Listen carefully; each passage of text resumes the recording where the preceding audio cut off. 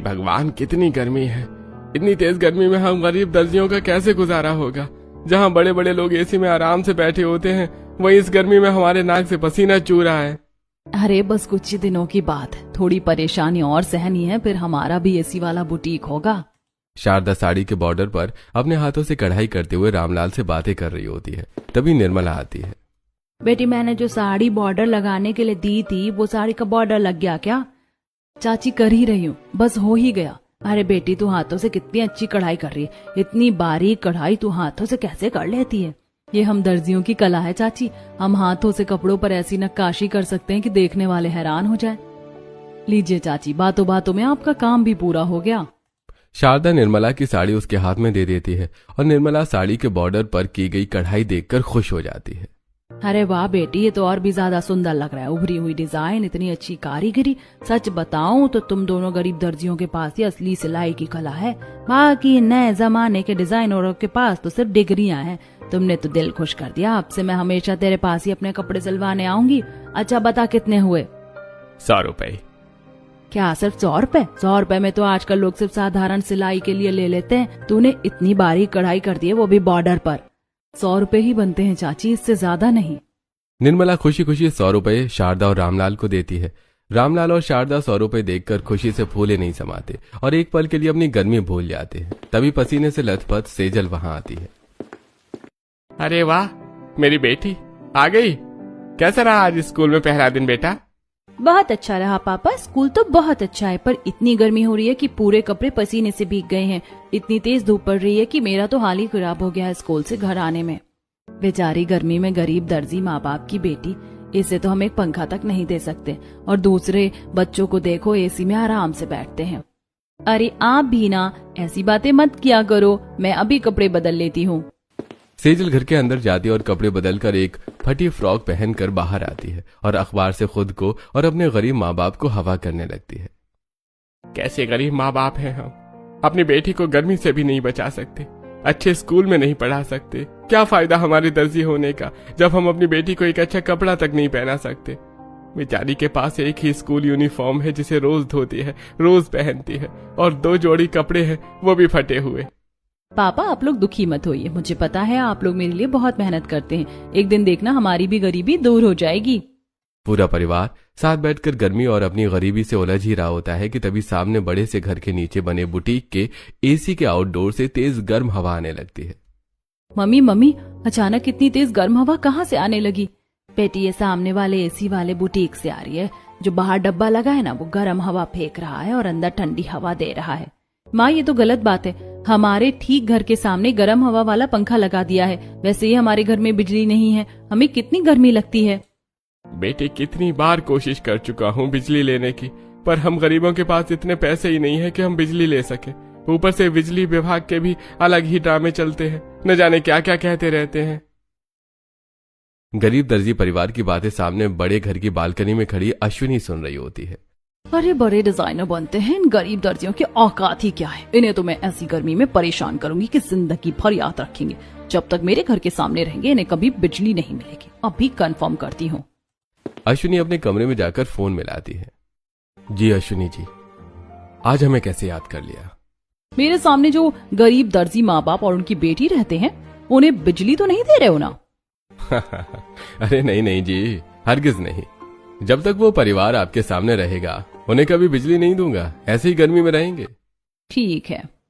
कुछ दिन बीतते हैं। एक तरफ गरीब दर्जी परिवार की बेटी सेजल गर्मी से अपने दिन काट रही है, वहीं दूसरी तरफ अमीर डिजाइनर अश्विनी अपने परिवार और अपनी एसी वाली बुटीक में मजे से रह रही होती है। तभी एक दिन शहर में डिजाइनिंग ड्रेस के कंपटीशन का अनाउंसमेंट करवाया जाता है। क्या डिजाइनिंग ड्रेस का कंपटीशन हो रहा है? सुना शारदा, एक बड़े से एसी वाले बुटीक में बड़े बड़े डिजाइनरों का कंपटीशन है। अगर हम भी उसमें अपनी सुंदर सुंदर सी ड्रेस सिलकर लेकर जाएंगे तो लोग हमारी कला भी पहचानेंगे। और सुना है जीतने वाले को एक सिलाई मशीन भी दी जाएगी। हमारी सिलाई मशीन पुरानी है, आजकल तो नई नई मशीनें आ गई हैं। हम उस कंपटीशन में जरूर भाग लेंगे। हाँ, मम्मी पापा आप दोनों जरूर भाग लीजिए, मुझे पक्का विश्वास है आप दोनों ही जीतेंगे। आप दोनों से अच्छी डिजाइन कोई बना ही नहीं सकता। आप लोग सबसे बेस्ट दर्जी हो। हाँ ठीक है, चलो जीतते भी नहीं है तो भी कुछ सीखने को मिलेगा। इतने बड़े बड़े डिजाइनर के बीच एसी वाली बुटीक में। ऐसे ही आज का दिन बीतता है। अगले दिन सुबह से ही शारदा और रामलाल अपने डिजाइनर ड्रेस बनाने में लग जाते हैं। रामलाल कपड़ों की कटिंग करता है और शारदा सिलाई करने लगती है। वाह पापा, आप लोगों ने एक रात में डिजाइन भी सोच लिया और अब बना भी रहे हैं। इसीलिए तो मैं कहती हूँ कि आप लोग सबसे बेस्ट डिजाइनर हो। वहीं दूसरी तरफ अश्विनी अपने एसी वाली बुटीक में एक पेपर पर अपनी डिजाइनर ड्रेस का डिजाइन बना रही होती है। हाँ, बनेगा मेरी डिजाइनर ड्रेस का डिजाइन। इतना सोचने के बाद हम डिजाइनर डिजाइन बनाते हैं और ये गरीब दर्जी सोचते हैं कि डिजाइनर बनना आसान है। पढ़ाई तो कोई भी कर लेगा, डिजाइन बनाना सबसे बड़ी बात है। इतना कहकर अश्विनी अपनी सिलाई मशीन पर बैठती है और कपड़ों की कटिंग करने लगती है। ऐसे कुछ दिन बीतते हैं और दोनों अपनी अपनी ड्रेस लगभग तैयार कर लेते हैं। माँ, कितनी सुंदर ड्रेस बनाई है तुमने। मुझे ये ड्रेस बहुत अच्छी लग रही है। बस इसमें थोड़ी सी कढ़ाई करनी बाकी है। इसके बॉर्डर पर लेस लगाने की जगह मैं अपने हाथों से कढ़ाई कर दूंगी, बहुत सुंदर लगेगी। हाँ माँ, चलो मिलकर कढ़ाई करते हैं। शारदा और सेजल मिलकर ड्रेस पर कढ़ाई करने लगती हैं। कुछ दिन बाद कंपटीशन का दिन आ जाता है। अश्विनी अपनी बड़ी गाड़ी के पास खड़ी होती है और दूसरी तरफ शारदा, रामलाल और सेजल अपनी दुकान के बाहर खड़े होते हैं। मम्मी पापा जल्दी कीजिए ना, हम लोग लेट हो जाएंगे। मुझे आपको एसी वाले बुटीक में जीतते हुए देखना है। हाँ हाँ, अब चलते हैं। ये गरीब दर्जी सोचते हैं कि हम डिजाइनरों से कंपटीशन करके जीत जाएंगे। एसी वाले बुटीक में बैठना इनके औकात के बाहर की बात है। इन्हें तो आज मैं बुटीक में कदम तक नहीं रखने दूंगी। इतना कहकर अश्विनी शहर के सबसे बड़े एसी वाले बुटीक में कंपटीशन अटेंड करने पहुंच जाती है। बुटीक के अंदर सभी डिजाइनर अपनी अपनी सीट पर बैठे होते हैं और एक सीट खाली होती है। ये खाली सीट किसके लिए है? हमने तो किसी को मना नहीं किया। हो सकता है कोई गरीब दर्जी अपनी कला दिखाने आ रहा हो। क्यों, क्या हुआ? तुम्हारा दिमाग खराब है क्या? इतने बड़े डिजाइनरों के बीच तुम गरीब दर्जी को बैठाओगे? किसकी बेइज्जती कराना चाहते हो, हमारी या उसकी? अगर वो गरीब दर्जी आए तो हम सब कंपटीशन छोड़कर चले जाएंगे। मैम, आप गुस्सा मत होइए, या सब अपनी कला दिखाने आए हैं। अश्विनी की बात सुनकर मैनेजर घबरा जाता है और तुरंत बुटीक के बाहर पहुंचता है जहां गरीब परिवार खड़ा होता है। क्या हुआ? आप लोग यहाँ अंदर कहाँ से चले आ रहे हैं? अंकल, हमने भी डिजाइनिंग ड्रेस के कंपटीशन में भाग लिया है। अरे बेटा, मजाक मजाक में अगर नाम लिखवा भी लिया हो तो चुपचाप वहाँ से चले जाओ। यहाँ तुम लोगों के लिए कोई कंपटीशन नहीं है। नहीं नहीं भैया, हमने भी अपनी डिजाइनर ड्रेस बनाई है। हमारा भी नाम है, हमें अंदर जाने दीजिए। अरे तुम गरीब लोग अपनी बेटी को ढंग के कपड़े पहना कर नहीं ला सकते और कहते हो डिजाइनर ड्रेस बनाई है। चलो भागो यहाँ से। अंकल, हमें प्लीज अंदर जाने दो। सच में मेरी मम्मी ने बहुत अच्छी ड्रेस बनाई है। ये फटीचर लड़की, दो कौड़ी की औकात नहीं है तेरी। गरीब दर्जी की बेटी होकर मुझसे जुबान लड़ाती है। एक तमाचा खींच कर दूंगा। चल भाग यहाँ से वापस। और तुम दोनों गरीब दर्जी अपनी बेटी को उठाओ और चलते बनो यहाँ से। आए बड़े कंपटीशन में भाग लेने। इतना कहकर मैनेजर बुटीक के अंदर चला जाता है और सेजल अपनी गरीब माँ बाप के साथ अपने घर वापस आ जाती है। ऐसे ही रात होती है। अंधेरे कमरे में सेजल सो रही होती है और रामलाल और शारदा पास बैठे रो रहे होते हैं। एक बाप होने के बाद भी मैं अपनी बेटी को इज्जत भरी जिंदगी नहीं दे पा रहा हूँ। उस मैनेजर ने किस तरह हमारी बेटी को गरीब दर्जी की बेटी कहकर बेइज्जत कर दिया और मैं कुछ नहीं कर पाया। हमारी ही गलती है कि हम बड़े बनने के अरमान लेकर इस बड़े शहर में आ गए। ना कोई रिश्तेदार, ना कोई दोस्त, ना पैसे, बस अपनी कला लेकर आए हैं और इस शहर में तो कला को कोई पूछता तक नहीं। अब मुझे नहीं पता कि हमारा क्या होगा। इतना पता है कि हमारा सपना कभी पूरा नहीं होने वाला। हम कभी भी अपना एसी वाला बड़ा सा बुटीक नहीं बना पाएंगे। इतना कहकर रामलाल और शारदा एक दूसरे को गले लगाकर रोने लगते हैं और सेजल आंख खोलकर अपने माँ बाप को देखती है। मम्मी पापा, आपको लग रहा है कि आपकी बेटी सो रही है, पर मैंने आपके सपने सुन लिए। मैं खुद से वादा करती हूँ, अब चाहे कुछ भी हो जाए, मैं अपने गरीब दर्जी माँ बाप को एसी वाला बुटीक खरीद कर दूंगी और उनका अधूरा सपना पूरा करूंगी। इसी तरह रात बीतती है। अगले दिन सेजल स्कूल से वापस आती है और शारदा सिलाई मशीन पर काम कर रही होती है।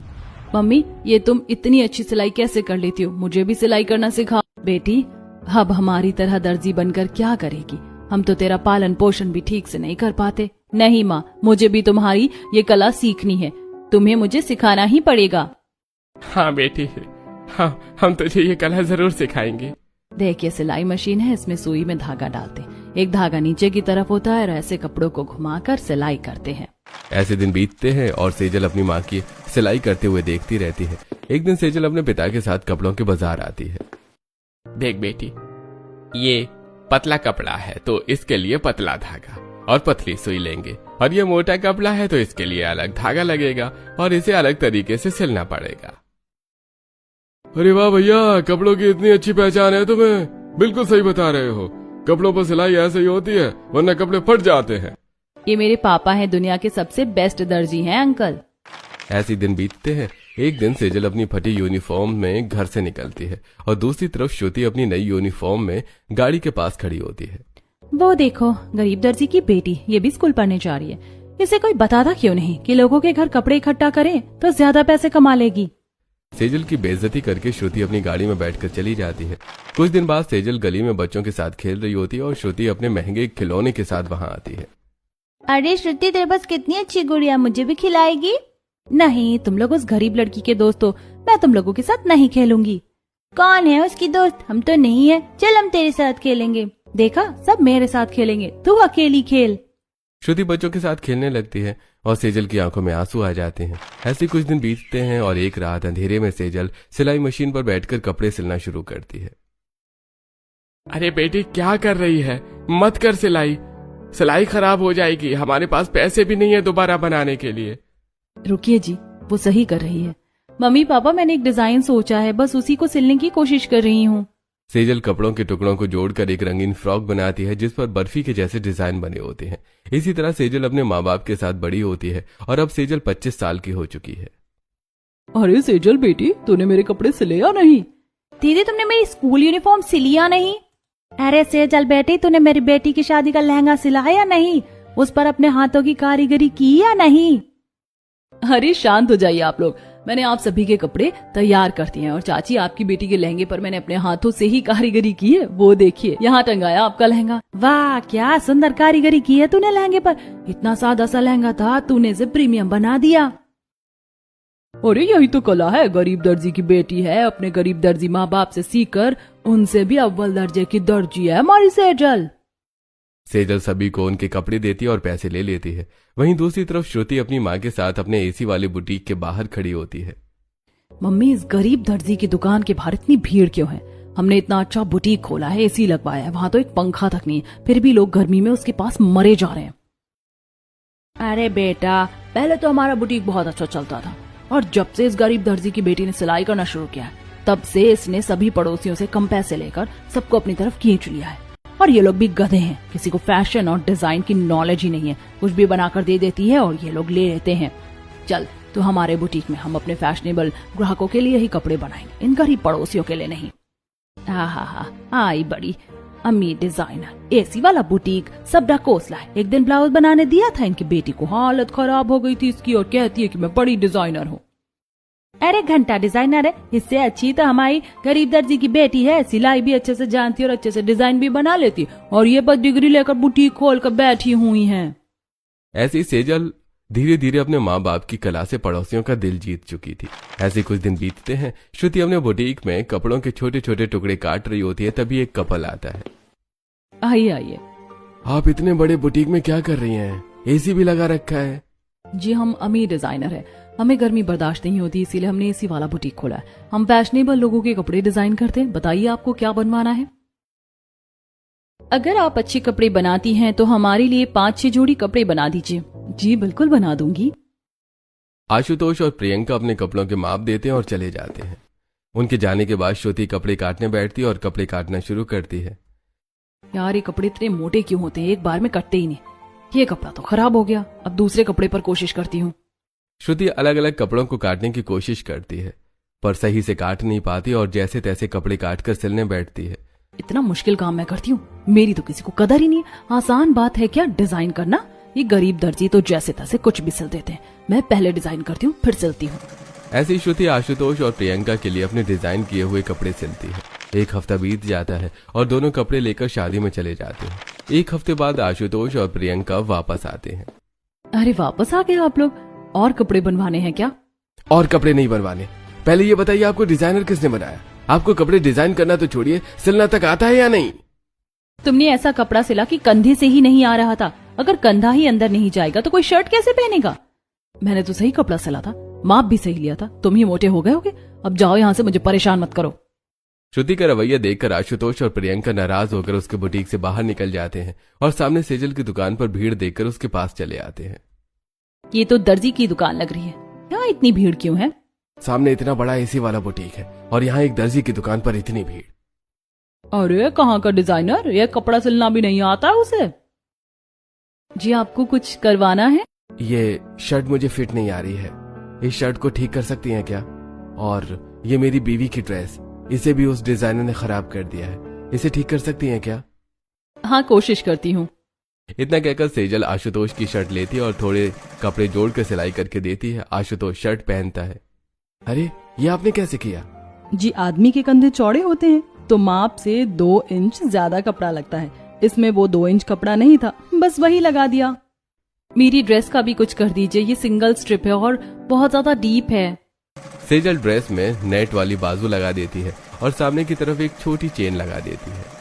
मैंने आपकी सिंगल स्ट्रिप में बाजू लगा दी और ये चेन है, आप जब चाहे इसे बंद या खुला रख सकती हैं। अरे कौन कहता है कि तुम दर्जी हो, असली डिजाइनर तो तुम हो। उसने अच्छे कपड़े खराब कर दिए और तुमने खराब कपड़ों को अच्छा कर दिया। आज से हम तुम्हारे पास ही कपड़े सिलवाने आएंगे। कितने पैसे हुए? अब इसके क्या पैसे लूं, फिर कभी आइएगा तो इसमें जोड़कर ले लूंगी, अभी आप जाइए। आशुतोष और प्रियंका चले जाते हैं। वहीं अपनी बालकनी में खड़ी अश्विनी ये सब देखकर चिढ़ रही होती है और सेजल अपने माता पिता के साथ अभी भी गर्मी में अपनी जिंदगी बिता रही होती है। तभी एक दिन, अरे श्रुति, तू बुटीक में बैठी हुई है, शहर में डिजाइनर कपड़ों का कंपटीशन होने वाला है, क्या अपना नाम लिखवा के आ। माँ मैं इतनी बड़ी डिजाइनर हूँ, लोगों ने पहले ही मेरा नाम लिख लिया होगा, फिर भी मैं एक बार देख कर आती हूँ। इतना कहकर श्रुति अपने एसी वाले बुटीक से निकलती है और कंपटीशन सेंटर पहुंचती है, जहां सेजल काउंटर पर अपना नाम लिखवा रही होती है। आपके पास कोई सर्टिफिकेट है? जी नहीं, मैं एक दर्जी हूँ, मैंने अपने माँ बाप से सीखा है। अच्छा ठीक है, आपका नाम लिख लिया है, आप कंपटीशन के दिन आ जाइएगा। ये लोग भी पूरे गधे हैं, पता है इसके पास कोई डिग्री नहीं है, फिर भी इसे कंपटीशन में बुला रहे हैं। ये डिजाइनर कपड़ों का कंपटीशन है, यहाँ कोई भी अपने डिजाइन्स लेकर आ सकता है। मैं भी अपनी डिजाइन बनाऊंगी और उसे कंपटीशन में लेकर आऊंगी। तुम हंस क्यों रही हो? तुम्हें लगता है कि तुम इसमें आ पाओगी? और अगर आ भी गई तो जीत पाओगी। बरसों पहले ये कंपटीशन मेरी माँ ने जीता था और अब उनकी बेटी जीतेगी, किसी गरीब दर्जी की बेटी नहीं। जीतूंगी तो मैं ही, जो करना है कर लो। इतना कहकर सेजल अपने घर चली जाती है और डिजाइन सोचकर कपड़े काटने लगती है। वहीं श्रुति अपने बुटीक में डिजाइन बनाकर फाड़ती रहती है। यार कोई अच्छा डिजाइन बन ही नहीं रहा, उस गरीब दर्जी को हराने के लिए कुछ खास बनाना पड़ेगा। तुझसे अभी तक डिजाइन भी नहीं बनी, जा देख वो गरीब दर्जी, उसने तो कपड़ों की कटिंग भी शुरू कर दी। ऐसे कैसे जीतेगी तू? माँ तुम चिंता मत करो, जीतूंगी तो मैं ही। जरा देखूं वो क्या बना रही है। इतना कहकर श्रुति चुपके से सेजल को देखने लगती है। मैं यहाँ सोच भी नहीं पा रही हूँ और ये इतनी आसानी से कपड़े काट रही है, इतनी आसानी से कटिंग कैसे कर रही है? बहुत जल्दी है इसे जीतने की, मैं जिताती हूँ इसे। इतना कहकर श्रुति वहां से चली जाती है। दोपहर होती है और सेजल अपने माँ बाप के साथ बैठी होती है। माँ मैंने डिजाइन भी बना ली, कटिंग भी कर ली, अब बस सिलाई और कढ़ाई बाकी है। वहीं दूसरी तरफ श्रुति चुपके से सेजल की सिलाई मशीन में कांच का पाउडर डाल देती है। थोड़ी देर बाद सेजल सिलाई मशीन पर बैठकर कपड़े सिलना शुरू करती है। अरे ये धागा बार बार टूट कैसे रहा है? ऐसा तो कभी नहीं होता। क्या हुआ बेटी, क्यों परेशान हो रही है? देखिए ना पापा, बार बार धागा टूटा जा रहा है। अरे बेटी एक बार मशीन खोलकर साफ कर लो, हो सकता है अंदर कुछ फंसा हो जिसकी वजह से धागा कट रहा हो। शारदा के कहने पर सेजल मशीन खोलकर साफ करती है और उसमें से कांच के छोटे छोटे टुकड़े निकलते हैं और फिर से सिलाई शुरू करती है। ऐसे ही 2 दिन बीतते हैं और सेजल अपनी डिजाइनर ड्रेस तैयार कर लेती है। श्रुति बेटी तूने अपने कपड़े डिजाइन किए या नहीं? बस माँ कर ही रही हूँ, अभी कटिंग करके सिलना है, जल्दी कर बेटी। वो गरीब दर्जी तो अपने कपड़े सिल भी चुकी है और ग्राहकों के भी काम कर रही है। ये अपने कपड़े भी सिल रही है और ग्राहकों के भी, इससे तो मैं ऐसे नहीं छोड़ूंगी।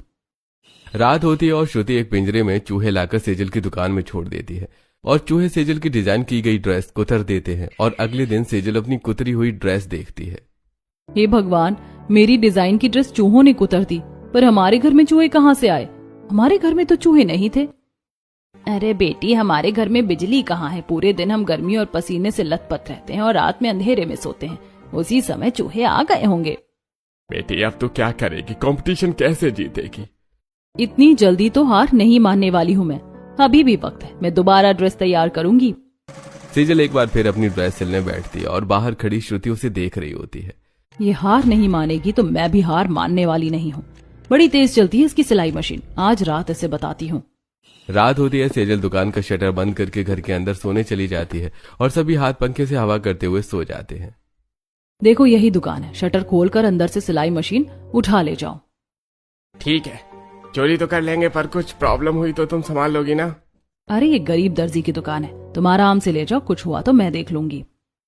दोनों चोर ताला तोड़कर शटर खोलते हैं और सिलाई मशीन उठाकर ले जाते हैं और शटर बंद कर देते हैं। अगली सुबह सेजल दुकान पर आती है और मशीन गायब देखती है। माँ ये देखो, हमारी सिलाई मशीन नहीं है। क्या सिलाई मशीन नहीं है? अरे भगवान, हमारी सिलाई मशीन कहाँ चली गई? बेटी, मुझे तो लगता है कोई तुझे कंपटीशन में भाग लेने से रोकना चाहता है। पहले मशीन खराब हुई, फिर कपड़े खराब हुए और अब मशीन ही चोरी हो गई। अरे कुछ तो गड़बड़ है। मेरे बचपन से लेकर अब तक हमारा एक ही दुश्मन रहा है। मम्मी पापा आप लोग घबराइए मत, वैसे भी कंपटीशन जीतने पर नई मशीन मिल ही जाएगी, पुराना चला गया तो क्या हुआ? तू कैसी बातें कर रही है? अब तू अपनी ड्रेस कैसे तैयार करेगी? ड्रेस तो मैं तैयार करूंगी माँ। इस गरीब दर्जी की बेटी को इतनी कला आती है कि मशीन से सिलूं या हाथ से, ड्रेस वैसी ही बनेगी। सेजल अपना सामान लेकर खिड़की के पास बैठकर हाथ से कपड़े सिलना शुरू करती है। बेटी तू बाहर सिलती तो थोड़ी हवा लगती, अंदर तो तू पूरी पसीने में भीग गई है। माँ पसीने से नहाऊंगी तभी तो इतिहास बदलेगा, आप चिंता मत करो। 2 दिन और 2 रात सेजल पसीने में तरबतर होकर हाथ में ड्रेस सिलती है और कढ़ाई करके सुंदर डिजाइन बनाती है। कंपटीशन का दिन आता है और श्रुति अपने बुटीक में अधूरी ड्रेस के साथ खड़ी होती है। ओह नो, उस गरीब दर्जी की बेटी के चक्कर में मैं अपनी ड्रेस पूरी ही नहीं कर पाई। अब क्या करूं? इतनी बड़ी डिजाइनर हूं मैं, अगर किसी के कपड़ों पर अपना लोगो लगा दूं तो वो मेरे ही हो जाएंगे। श्रुति एक सुंदर ड्रेस पर अपना लोगो लगाकर कंपटीशन में पहुंच जाती है। स्टेज पर सभी डिजाइनर अपने कपड़ों के साथ खड़े होते हैं और सामने जज बैठे होते हैं। एक डिजाइनर की सीट खाली है, वो सीट किसकी है? वो एक गरीब दर्जी है, वो नहीं आने वाली, आप फैसला सुनाइए। तब तो इस कंपटीशन की विनर है शहर की सबसे। रुक जाइए, कौन हो तुम? मैंने भी इस कंपटीशन में भाग लिया है, मैंने भी अपनी डिजाइनर ड्रेस बनाई है। मैंने तो इसकी सिलाई मशीन चोरी करवा दी थी, तो इसने ड्रेस कैसे बना ली? कहीं मेरी तरह तो नहीं? नहीं, इसके पास इतने पैसे कहाँ हैं?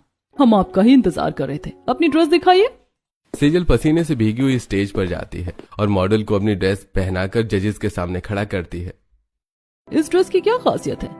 इस ड्रेस को मैंने पूरी तरह हाथों से सिला है, इसमें हाथों की कढ़ाई है, हाथों की सिलाई है, ये पूरी तरह हैंडमेड है और यूनिक डिजाइन की ड्रेस है।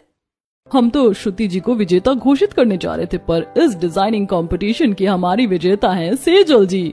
विजेता सेजल जी को इनाम में मॉडर्न सिलाई मशीन और 50,000 रुपए दिए जाते हैं। हॉल में चारों तरफ तालियां बजने लगती हैं। सेजल को नई सिलाई मशीन और 50,000 रुपए इनाम दिया जाता है। मुझ जैसे डिजाइनर के सामने एक गरीब दर्जी कैसे जीत सकती है? मेरी ड्रेस इतनी अच्छी है, इसकी ड्रेस में ऐसी क्या खास बात है? अरे ये ड्रेस तो मैंने कहीं देखी है, हाँ मैंने रील में देखी थी, ये ड्रेस एक एक्ट्रेस ने पहनी थी। अरे ये तो सेकंड कॉपी ड्रेस है। श्रुति जी, इतनी बड़ी डिजाइनर की बेटी होकर आप धोखे से जीतना चाहती थी, आपको इस कंपटीशन की डिजाइनर्स की लिस्ट से निकाला जाता है। अब कभी इस तरह के कंपटीशन में आप भाग नहीं ले पाएंगी। दर्शक श्रुति पर टमाटर और चप्पल फेंकने लगते हैं। श्रुति किसी तरह जान बचाकर वहां से भागती है। वहीं सेजल खुशी खुशी अपने परिवार के साथ घर लौटती है और इनाम के जीते हुए पैसों से एक सुंदर सा एसी वाला बुटीक खरीदती है और अपने गरीब माँ बाप के हाथों से उद्घाटन करवाकर सेजल शारदा को बुटीक के अंदर लेकर आती है। बेटी, तूने अपने गरीब माँ बाप का सपना पूरा कर दिया, एक एसी वाला बुटीक बनाना और उसमें अपनी कला से। इतना कहते हुए शारदा रो पड़ती है और अपनी बात अधूरी छोड़ देती है। बेटी, अपने बचपन का सपना हम जवानी में लेकर इस शहर में आए थे, पर गरीबी की बोझ तले कभी पूरा ही नहीं कर पाए। पर तूने ये अपने गरीब दर्जी माँ बाप का सपना बुढ़ापे में पूरा किया है। हमें तुझ पर बहुत गर्व है बेटा, गर्व है बेटी। इतना कहकर रामलाल और शारदा दोनों खुशी से रो पड़ते हैं। सेजल की आंखों में भी आंसू आ जाते हैं और सेजल अपने माँ बाप से लिपट जाती है। उद्घाटन में आए सभी लोगों की आंखें भर जाती हैं। सेजल बेटी, क्या अपने माँ बाप के साथ आंसू भी बहाती रहेगी या अपनी एसी वाली बुटीक में कपड़े सिलना शुरू करेगी? लेकिन याद रखना, पैसे उतने ही दूंगी जितने पहले देती थी। आंटी, आप लोगों की बदौलत ही तो मैंने अपने माँ बाप का अधूरा सपना पूरा किया है। आपके कपड़े तो मैं फ्री में सिल दूंगी। माँ आओ, तुम्हें और एक चीज दिखाती हूँ। इतना कहकर सेजल अपने माँ बाप को एक सिलाई मशीन के पास लाती है जिसके ठीक सामने एसी लगा होता है। मम्मी पापा, ये आपकी सिलाई मशीन है और वो रहा सामने एसी। आप यहाँ सिलाई करेंगे और सामने कांच की दीवारें और दरवाजे से सब आपकी दर्जी की कला देखेंगे। बेटी, आज हमें अपना वो दिन याद आ गया जब हम जवानी के दिनों में शारदा पसीने से लथपथ कपड़े सिल रही होती है और रामलाल अखबार से हवा कर रहा होता है। कितनी गर्मी हो रही है, हाथ तक पसीने से भीग गए, सुई भी नहीं पकड़ी जा रही। मुझे तो बहुत गर्मी लग रही है। देखो, कोई ग्राहक तक नहीं आ रहा है इतनी गर्मी की वजह से। मम्मी पापा, अब ग्राहक आएंगे। सेजल के बुटीक में बड़े बड़े लोग आने लगते हैं और शारदा और रामलाल से अपने कपड़े डिजाइन करवाने लगते हैं। ऐसे ही एक दिन एक औरत शारदा और रामलाल के बुटीक में आती है। शारदा जी, मेरी बेटी की शादी है, एक अच्छा सा वेडिंग लहंगा डिजाइन कर दीजिए। क्या कहा आपने? शारदा जी? अरे अब भाग्यवान, अब हमें लोग इज्जत से बुलाने लगे हैं। शारदा अश्विनी की बुटीक में आई होती है। ए गरीब दर्जी, कहाँ घुसी चली आई? जी, मैं बहुत अच्छे कपड़े सिलती हूँ, आपके पास काफी ग्राहक हैं, आप चाहें तो मैं आपके लिए काम कर सकती हूँ। तेरी औकात नहीं है कि तू मेरे लिए काम करे। आइंदा मेरे बुटीक में कदम रखने की हिम्मत मत करना, पूरा बुटीक गंदा कर दिया। बेटी, आज हमारे सारे सपने पूरे हो गए। एसी वाला बुटीक, इज्जत, हमारी कला का सम्मान, सब हमें मिल गया। नहीं पापा, अभी सब नहीं मिला है, अभी किसी का दिया हुआ प्यार ब्याज समेत लौटाना है।